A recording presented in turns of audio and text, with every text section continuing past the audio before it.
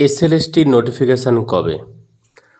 আজ থেকে 10 দিন আগে কলকাতা হাইকোর্টে একটা কেস হয়, জনস্বার্থ মামলা হয় যে দীর্ঘ 8 বছর ধরে এ রাজ্যে কোনো এসএলএসটি নিয়ে নোটিফিকেশন নেই।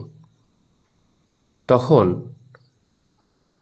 রাজ্যের তরফ থেকে জানানো হয় যে তারা পুরনো নিয়োগের জটিলতা নিয়ে জর্জরিত। এই মুহূর্তে তারা কোনো নতুন নিয়োগ করতে পারবে না। অর্থাৎ এর পরিপ্রেক্ষিতে আমরা বলতে পারি যে এসএলএসটি নোটিফিকেশন 2024 সালে আসা একেবারে অসম্ভব।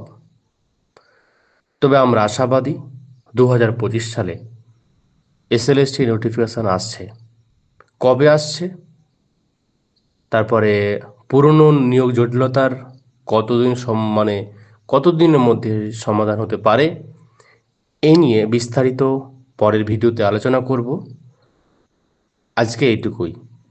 ভালো লাগলে চ্যানেলটা সাবস্ক্রাইব করে দেবে।